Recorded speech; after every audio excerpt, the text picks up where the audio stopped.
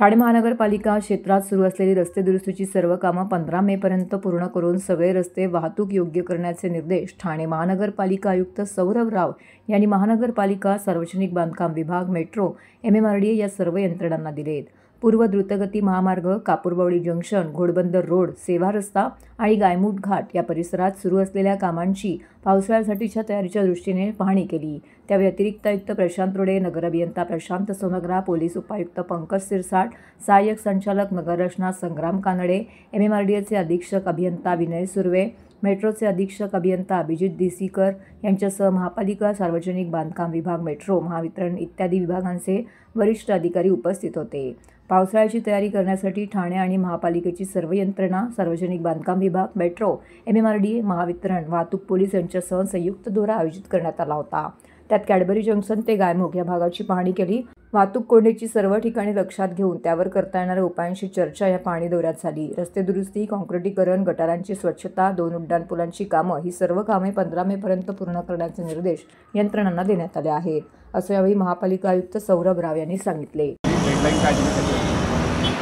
मॉन्सूनची तयारी करण्याच्या अनुषंगाने आज ठाणे महानगरपालिकेची पूर्ण यंत्रणा, ट्रॅफिक पोलीसचे DCP, त्यांची पूर्ण टीम, MMRDAची टीम, मेट्रोची टीम, MSEDCL, स्टेट PWD हे सगळे डिपार्टमेंट यांच्यासोबत संयुक्त पाहणी दौरा होता आपला. जे कॅडबरी चौकपासून गायमुख पर्यंत आपण जाऊन आलो, ज्यामध्ये जिथपर्यंत ठाणे महानगरपालिकेचे आणि ठाणे पोलीस आयुक्तालयाची हद्द आहे.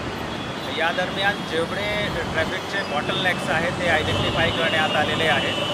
कुठे कुठे रोड मर्जरचं काम चालू आहे, ड्रेनेज क्लिनिंगचं काम जिथे आवश्यक आहे, त्याच्या व्यतिरिक्त आपल्याला रोड काँक्रिटीकरण आहे, मेट्रोचं काम आहे, 2 फ्लायओव्हर आपले जे महत्त्वपूर्ण आहेत ते सर्व कामे कुठलीही परिस्थितीत 15 मेपर्यंत हे काम कंप्लीट करणे याचा निर्देश संबंधित मशिनरीला देण्यात आला आहे.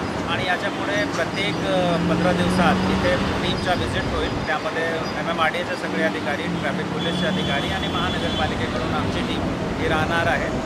जे टाईमलाईन आणि माइलस्टोन्स आपण डिसाईड केलेले आहेत त्याचं पालन होईल, याचीसुद्धा प्रत्येक यंत्रणेने दक्षता घ्यावी असाही आदेश देण्यात आला आहे.